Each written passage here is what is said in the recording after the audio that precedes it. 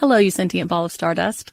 My name is Casey Davis. I'm a therapist, and I'm an author of the book How to Keep House While Drowning, where I talk about ways to make it a little bit easier to take care of yourself when you're overwhelmed, stressed, have mental health issues, physical health issues, or maybe you're just in a hard season of life. Maybe you're looking for a place that you can come and listen to some practical advice. This is a podcast for all of the self-help rejects. We're going to talk about skills for survival and self-kindness. And I'm going to leave the pop psychology at the door. I promise not to tell you to meditate or to journal. We're just going to give you some really insightful conversations with hopefully some practical advice. So I don't believe you need to pick yourself up by the bootstraps. I don't want you to just try harder, and I don't believe that laziness exists. So join me over on Struggle Care, where we can find compassionate solutions that help us function a little bit better. Check out great deals throughout the store at Safeway. This week at Safeway, get mega packs of USDA Choice boneless beef chuck roast for $3.97 per pound with digital coupon, limit 2 packages. Plus, Hass avocados are 10 for $10 member price. And get Fuji apples for just 77 cents per pound with digital coupon. Also this week at Safeway, get selected varieties of Lucerne milk gallons for the member price of $3.99 each when you buy 2. Visit Safeway.com or head into your local store for more deals. Stoveleg Media, igniting conversation. Hey thinkers, it's me, your girl, Elena Grace, and I'm here today to drop you guys some sick beats. Not really, I don't know why I decided to say that, but also kind of, because there's a lot going on today, okay? So bear with me. First of all, I have something to tell you guys. Actually, I have 2 things to tell you guys. Okay. Elena, get it together. First, we have new intro music, okay? I am so excited. The intro music that has been on all of the previous episodes is going to stay there. So if you like the boom, boom, boom, boom, you know, I can't even do it right now. Anyway, if you like that, it's going to stay on those episodes. I'm not going to go back and replace all of that. I really don't have the time nor patience nor ability to do that. However, for all episodes forthcoming, I have had a new intro song mixed for us, and it's a vibe. Adam says it's, quote, groovy, and that's really what we want, right? So I am very excited for that, to debut it today with this really incredible episode. So today I have an old college friend, Dakota Porter. She is incredible. I say friend like that because we talk about this a little bit, I think, in the episode. We really weren't friends in college. We weren't enemies or anything, but we just weren't friends. But we always kind of had a girl crush on each other from afar.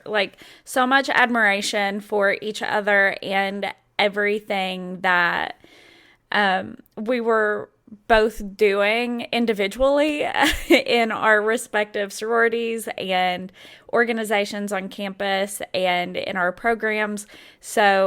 And we had really close mutual friends too. So it's so weird to me still that we were never good friends in college. But now we are. We have bonded over our mutual love for each other and for Westies. Her moms have Westies, and they are almost as cute as Winnie.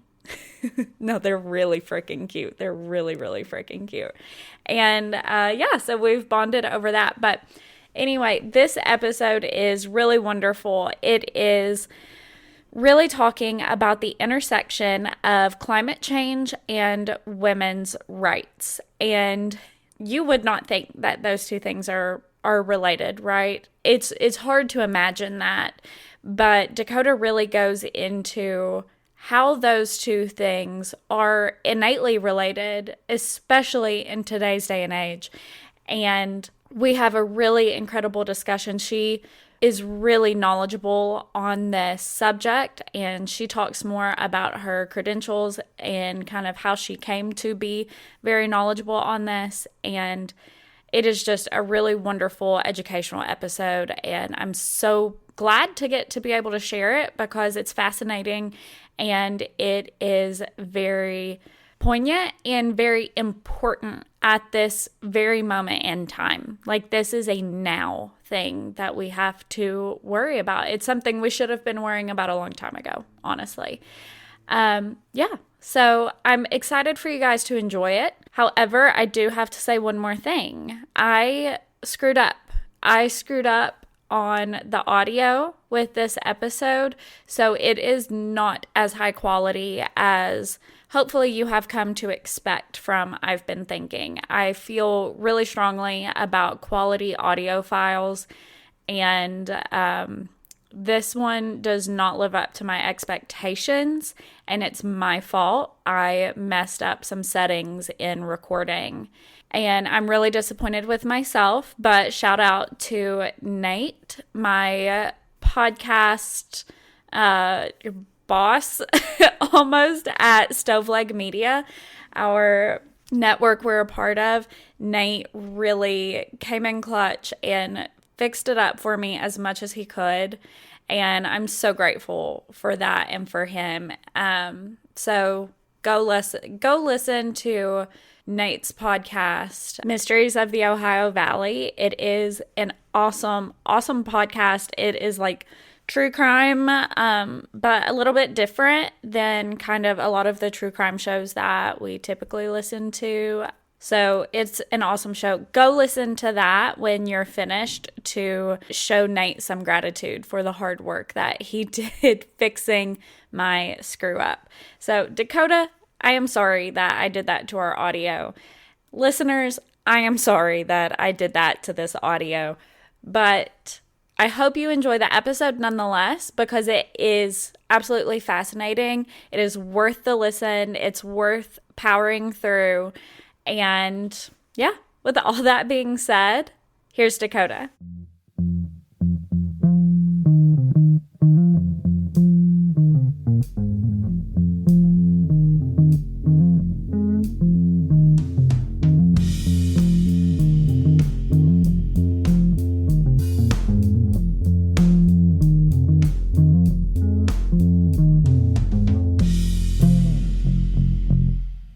Hi, my name is Dakota. She, her pronouns. Thanks for having me on the pod. I am a law student right now, and I also have a master's in human rights. But I'm here on the pod to talk about climate change and reproductive justice and how these two issues intersect. I wrote a piece for Women's Media Center last week about two recent Supreme Court decisions that are really connected, and we'll talk about why. So happy to be here. I'm so happy to have you here, Dakota. And for the listeners who didn't just hear our background, one, I'm overcoming some sinus issues, so I sound a little bit like Kermit the Frog, I'm afraid. So FYI. But Such also, a champ. Thanks. Also, for a little background on the two of us, we went to Transy together, and I've had a handful of Transy grads on the podcast now, and I'm so excited. It's like such a great pool of people to pull from. Yeah, because like that was such a great time in our lives for critical thinking, and that's what this pod's all about. Absolutely. It was an incredible time for critical thinking. That is really, at least during our 4 years, that was what Transy was about, was encouraging critical thought and teaching us how to do that, which I'm eternally grateful for. And, of course, also very grateful for all the people that it gave me, all the interesting, diverse people and life paths and perspectives that I was able to be exposed to. And totally. Yeah. And grow from and grow with. So I'm really glad. And we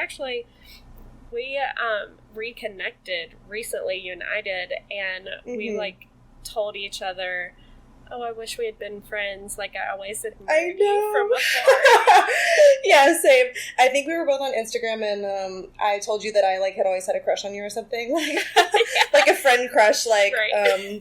You and Allison especially, me and Allison have more classes together, but I listened to actually her abortion pod episode today, like in preparation for this, and in awe of that convo. Right? Isn't plug for episode 100. Thank you so much. That was such an incredible conversation, and one I've actually wanted to have on here for a while. And obviously that overturn just spurred it, and I went to her and said, like, hey, I want to talk about this. And she said, well, good, because I wanted you to ask me that, because I do too. Yeah. Yeah. So important. So important. So I'm glad that you're on here today, because the overturn is also, that plays into our conversation today. Mm-hmm. So tell us about, for the listener, like, we'll assume that they have not read your article for Women's Media. Give the listener a little bit of a summary, if you can. Of course, yeah.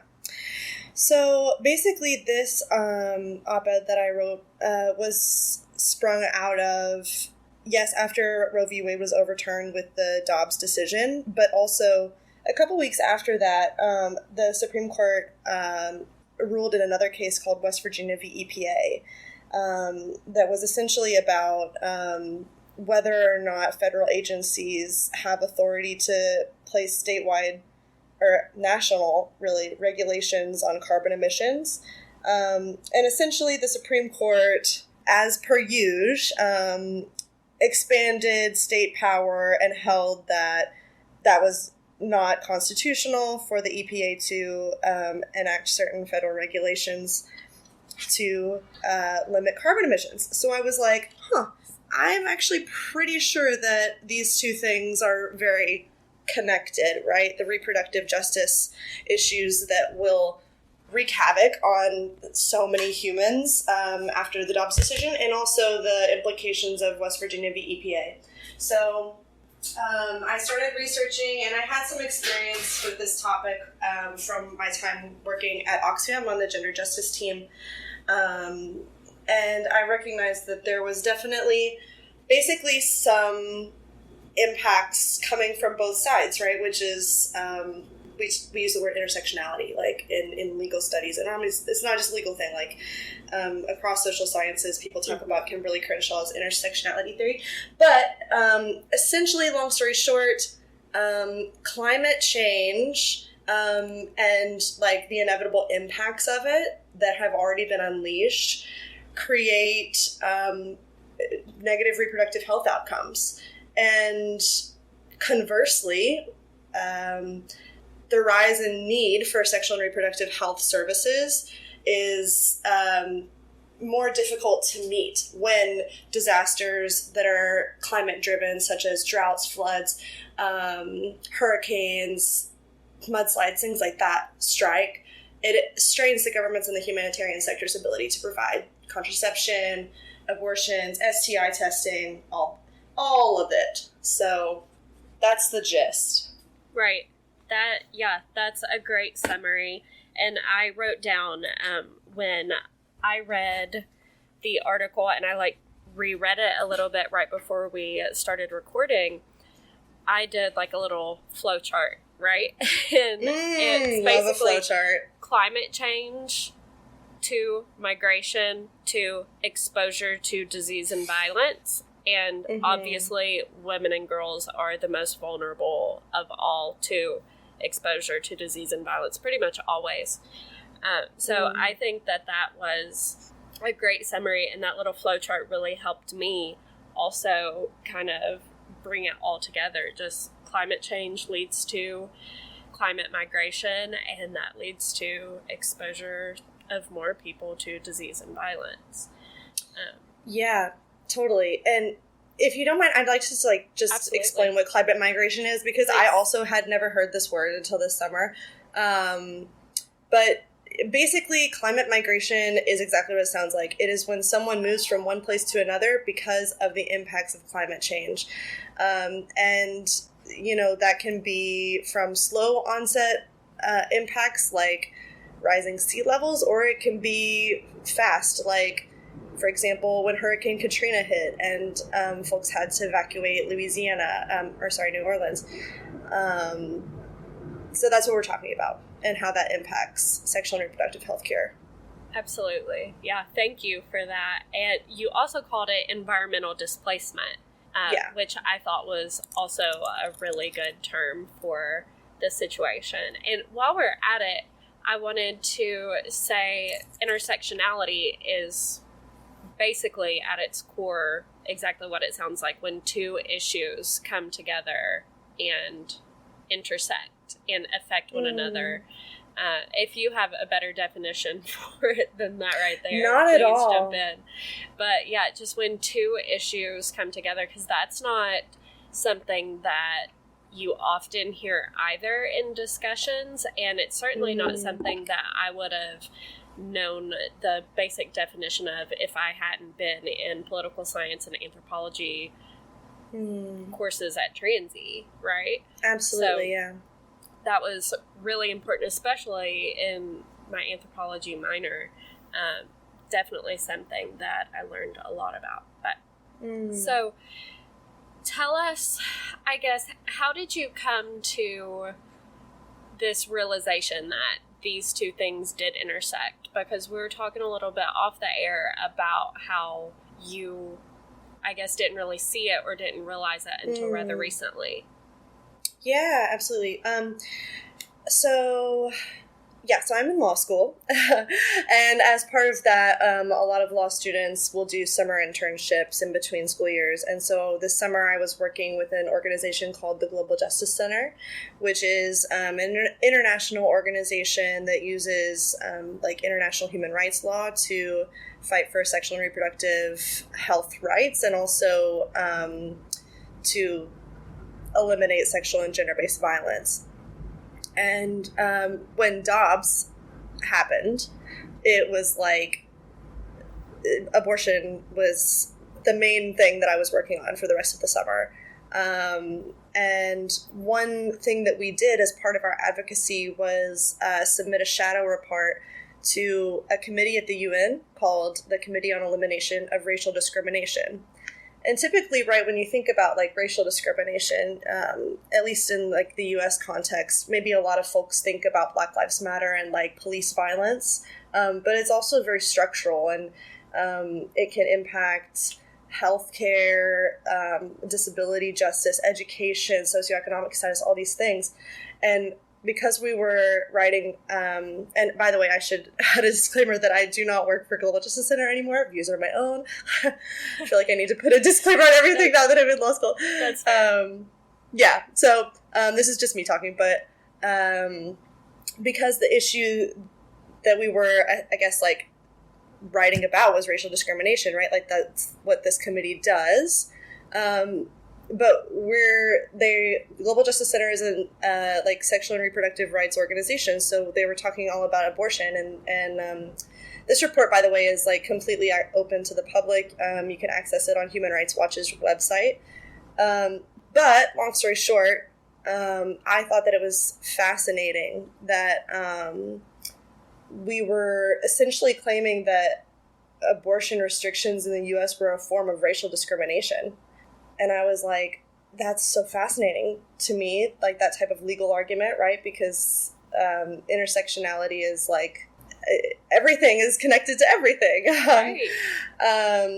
And I was doing some research for that report, basically, and noticed some statistics on abortion deserts and contraceptive deserts, which is kind of like a food desert, like the same concept. Right. There's an extreme lack of access within a certain radius of where you live.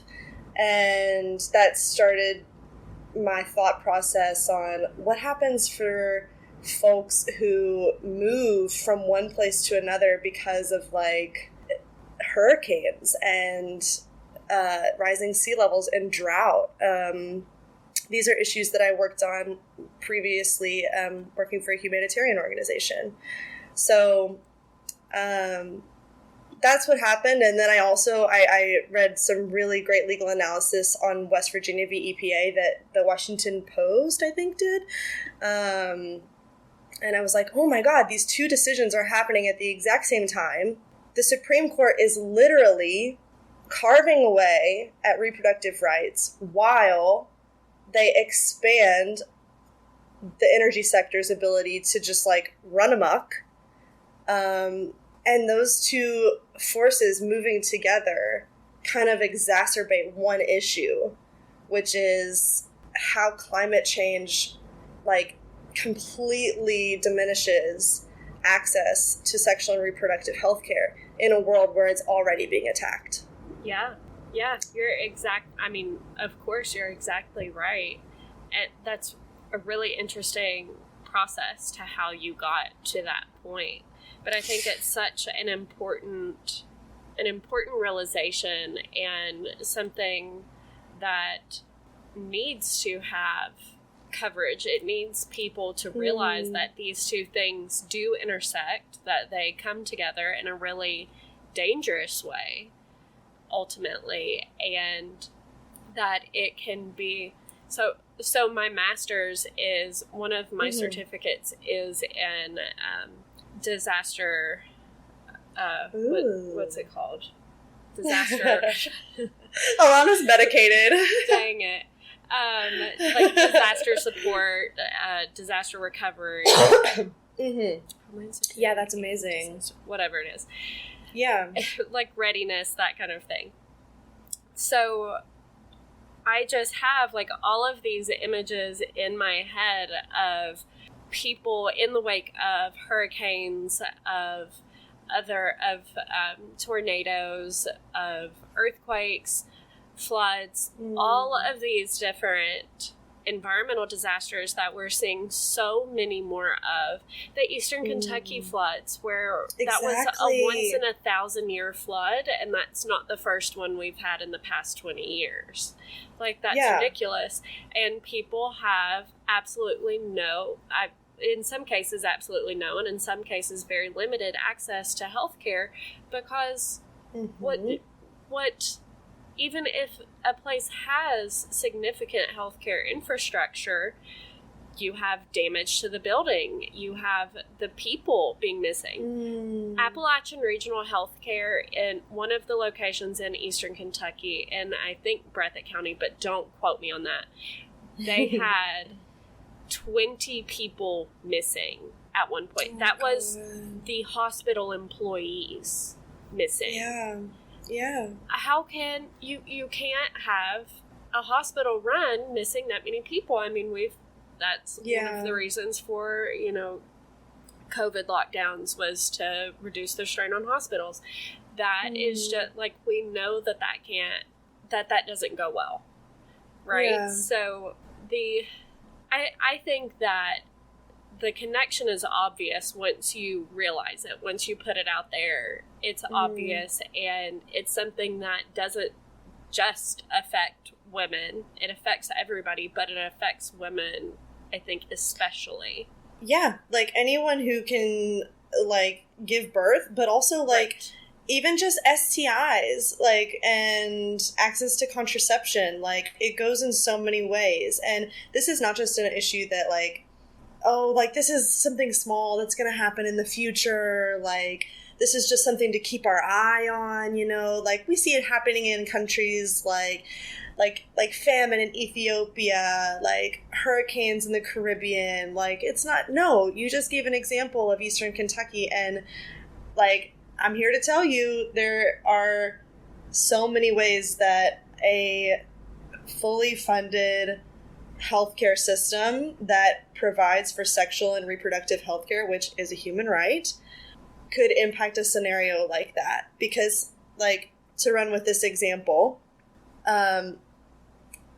like, if women in the community, anyone who has children in the community, have access to contraception and sexual and reproductive healthcare like abortion, then that eliminates the need for childcare in situations when crisis strikes, right? Like, and I'm not saying, like, people have unwanted children or anything, but like if you live in a community where you have access to things like abortion, contraception, STI testing, things like that, the whole community becomes more resilient because like you are generally a healthier community, and sexual and reproductive health care is healthcare. It's not just abortion, like you and Allison were talking about in episode 100. It's very comprehensive, and it's not just the horror stories that media portrays.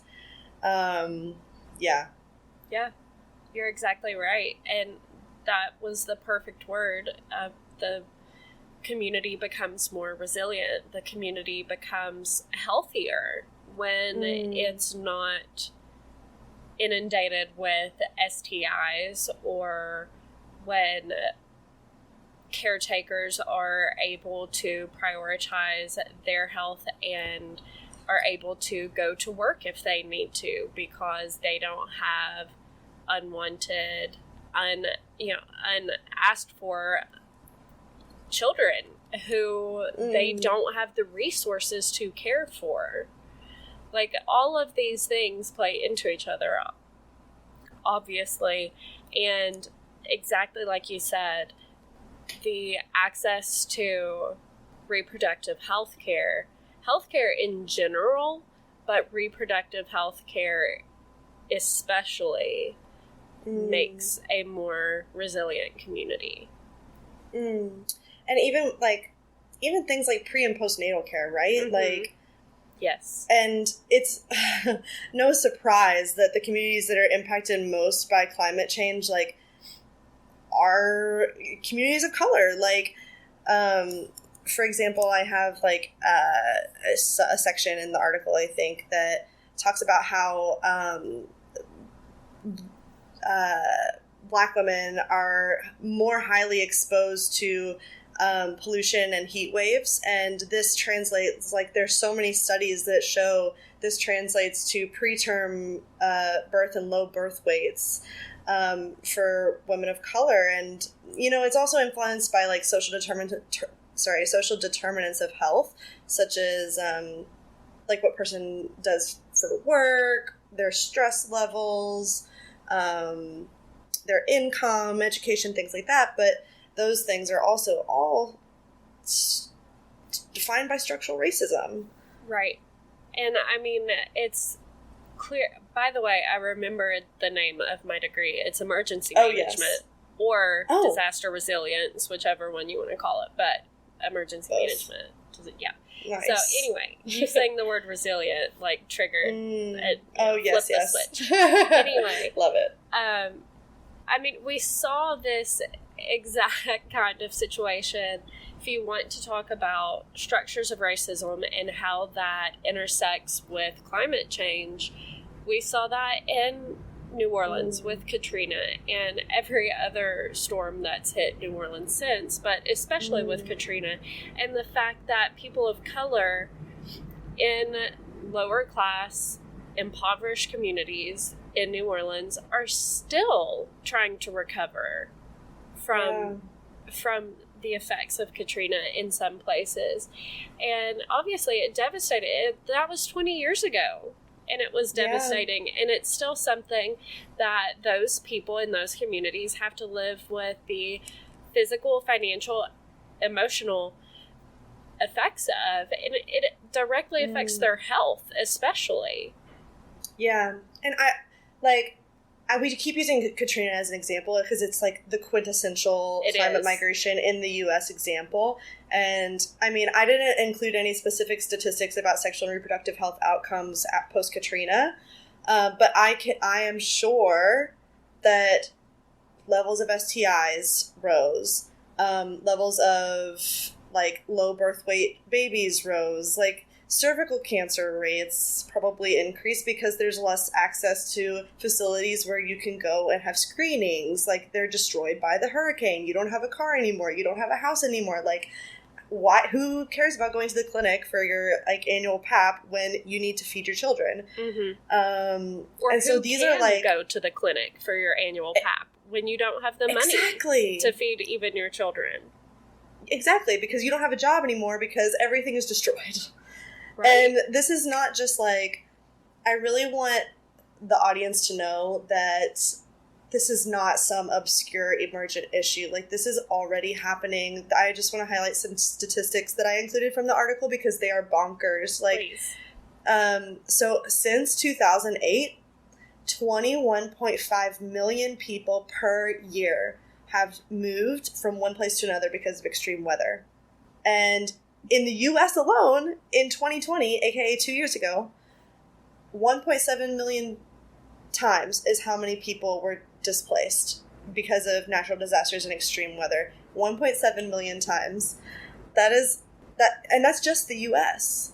And let's see, in 2050, the World Bank estimates that 30 million people will head to the US border that year because of extreme weather events.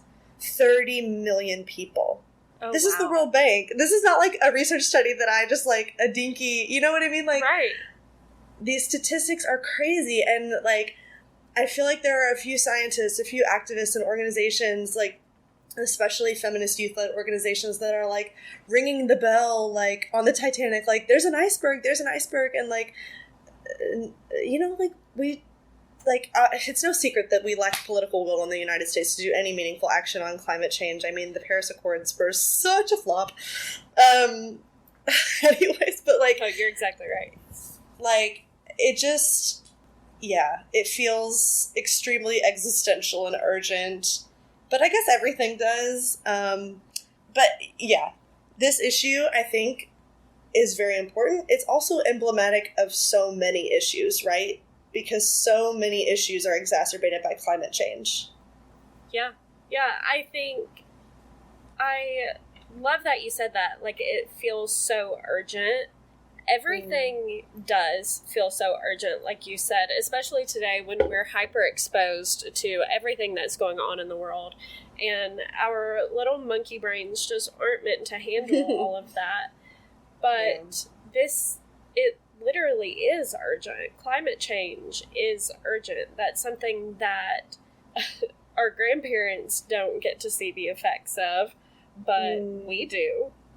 Yeah. We are literally seeing the effects of it right now. And if we have children, which for I know a handful of people who don't want children because of climate change. And, you know, it's scary because it is something that we have to directly deal with. And as a woman who, you know, who knows? I could be displaced by climate change, especially I live on the Florida Panhandle. Who knows? You know? Yeah. The Gulf could surge, the bayou could rise, like, who knows? And a hurricane could wipe the entire coastline out. And then I'd have to go back to eastern Kentucky, where I'm from, where the hills won't save you from a flood, where living on the side of a mountain doesn't help. Like, it's true. There's nowhere that you can win.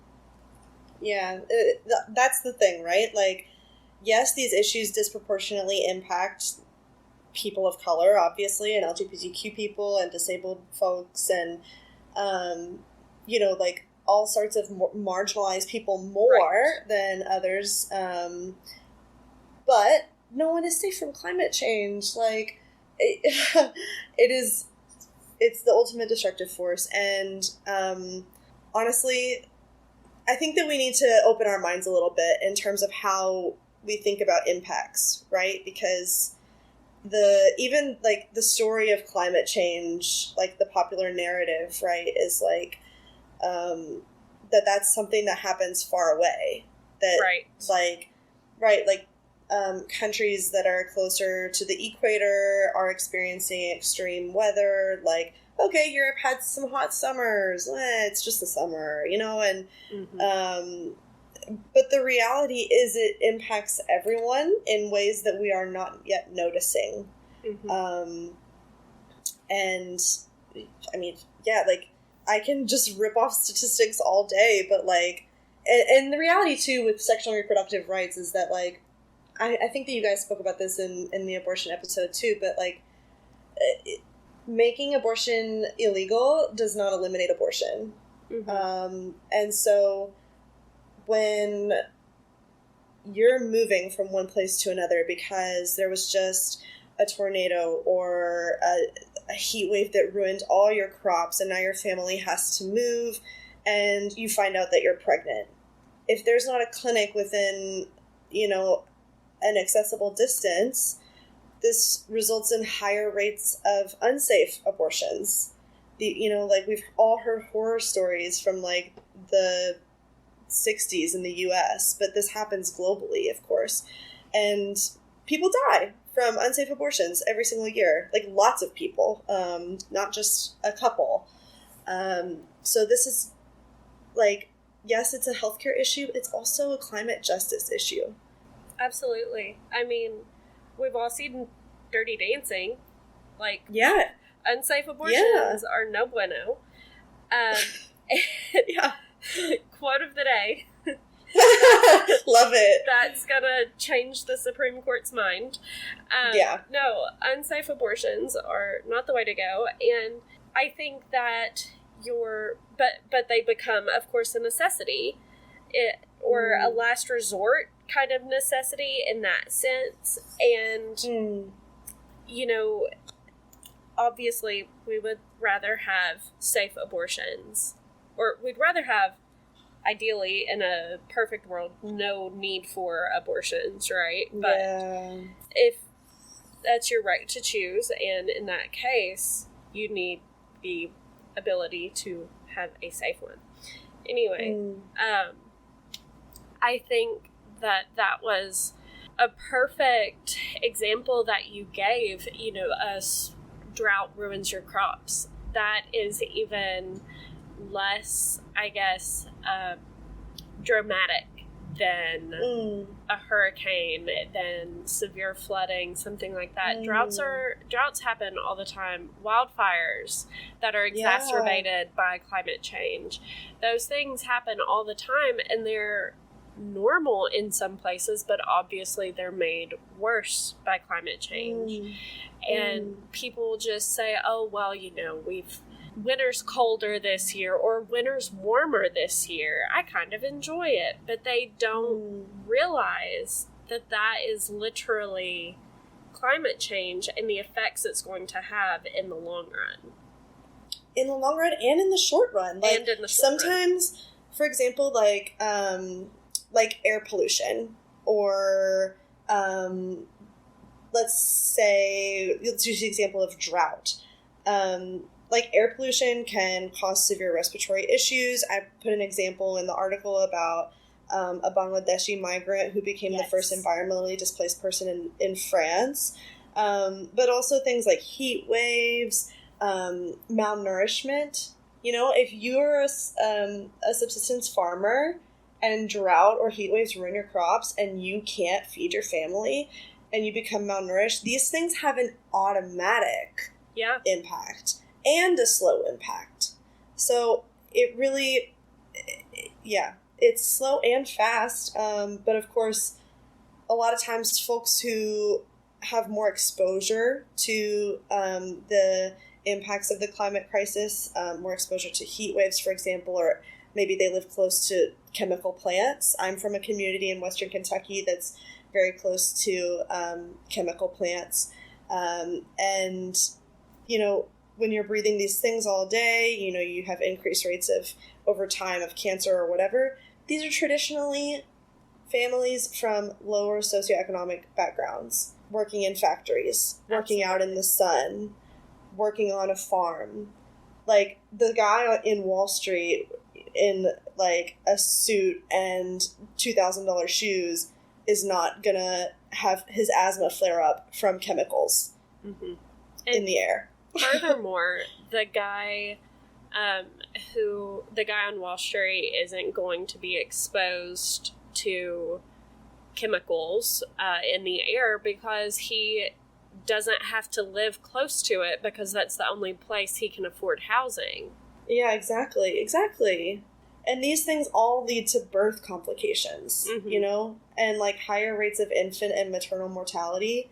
That means like more babies and parents dying during childbirth. Yep. Like, it, yeah. It all comes together, like I said, so obviously once you realize that intersection is there. You can see it at almost every turn. Yeah. But your article, and I want the listener to go seek this article out, go find it. It will be in the show notes in the blog post for today's episode, because it is really wonderfully written, and Dakota does have some awesome statistics and examples and all of that in the article. It's really well done, and I'm really glad that you wanted to talk about it today, because I do think that intersection is really important. It's really interesting, and it's really important. Yeah.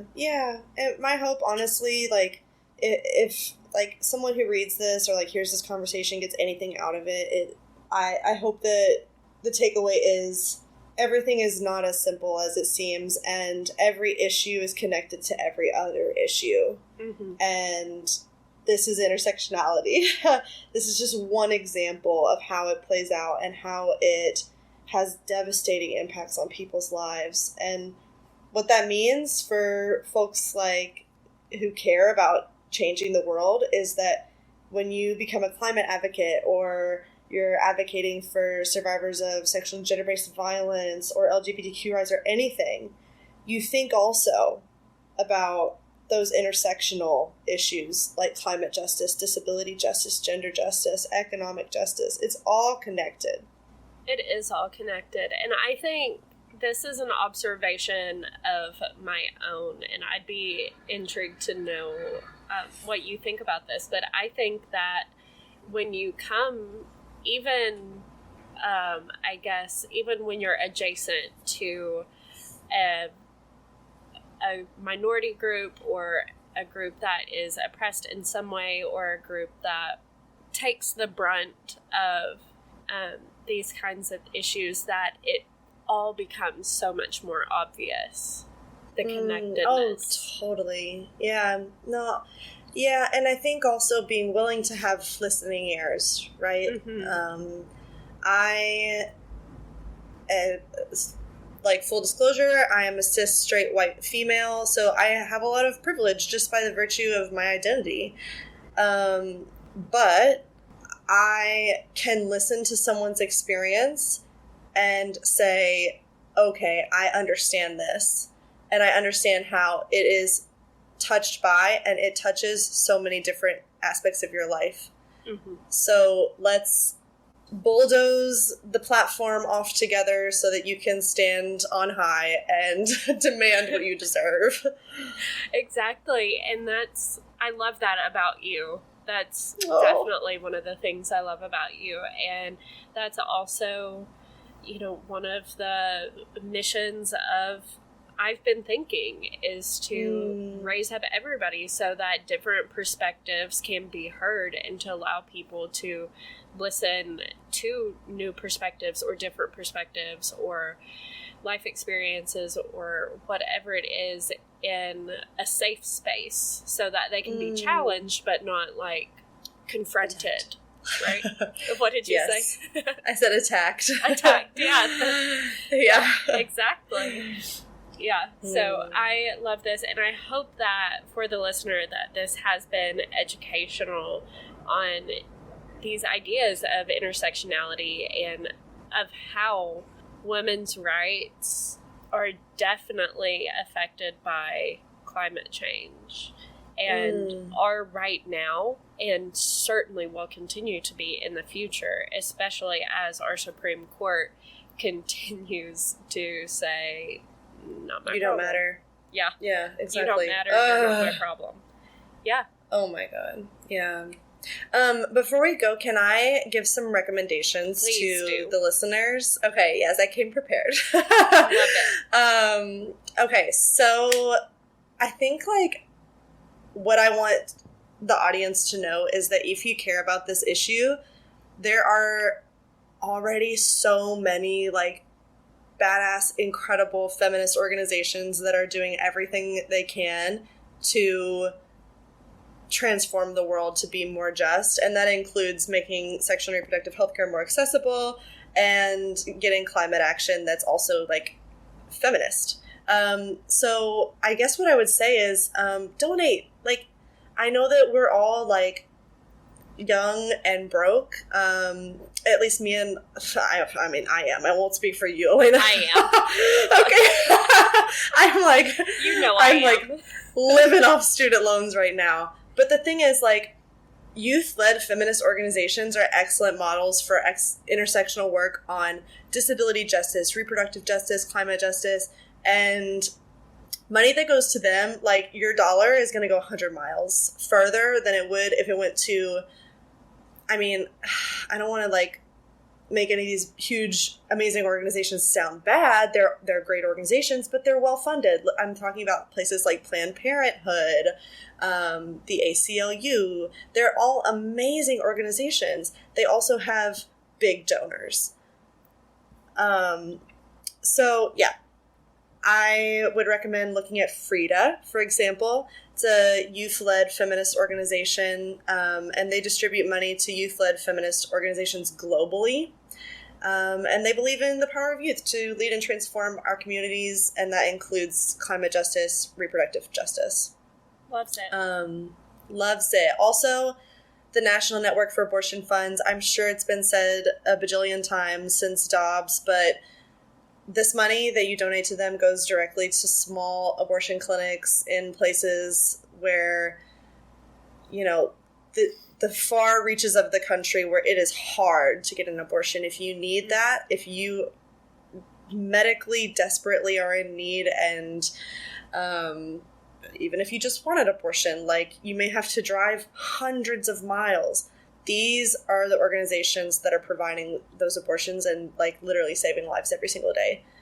And then finally, I think that we all just need to talk more about this issue and all intersectional issues.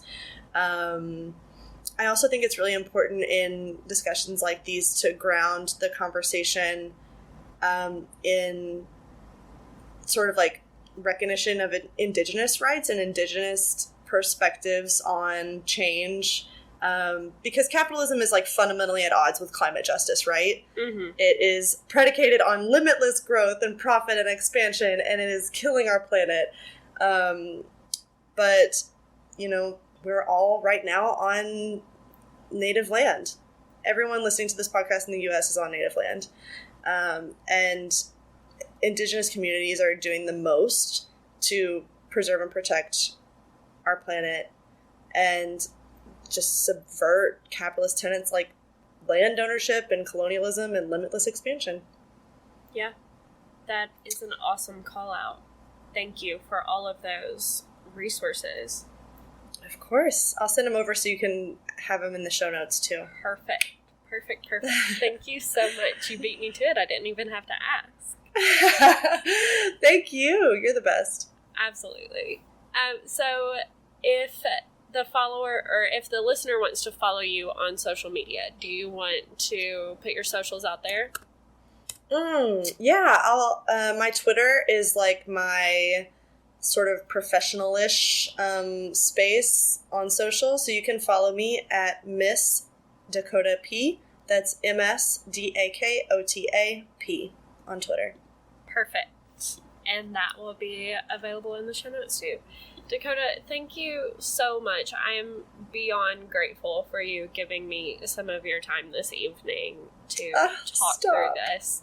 It was a really, really interesting educational conversation, like I said, and I hope that this gives something to the listener, gives something new to think about, to learn about, and to go out into the world and help make the world a better place around this issue.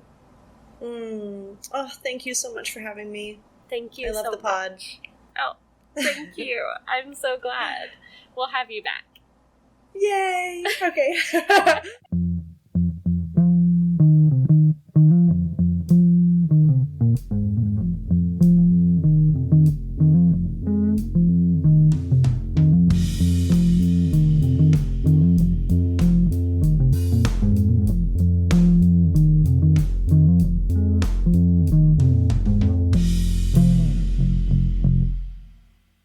Hello, you sentient ball of stardust. My name is Casey Davis. I'm a therapist and I'm an author of the book How to Keep House While Drowning, where I talk about ways to make it a little bit easier to take care of yourself when you're overwhelmed, stressed, have mental health issues, physical health issues, or maybe you're just in a hard season of life. Maybe you're looking for a place that you can come and listen to some practical advice. This is a podcast for all of the self-help rejects. We're going to talk about skills for survival and self-kindness. And I'm going to leave the pop psychology at the door. I promise not to tell you to meditate or to journal. We're just going to give you some really insightful conversations with hopefully some practical advice. So I don't believe you need to pick yourself up by the bootstraps. I don't want you to just try harder, and I don't believe that laziness exists. So join me over on Struggle Care, where we can find compassionate solutions that help us function a little bit better. New on Curiosity Stream. How do you connect a 16th century potato to limitless energy production? Could Napoleon's toothpick have a direct link to a machine that predicts the future? And how can a 1700s conch shell chart a course to humans connecting their brains to the internet? James Burke's visionary series Connections returns for a new generation. Experience all new Connections. With monthly, annual, and bundled plans, find the one that works for you at curiositystream.com.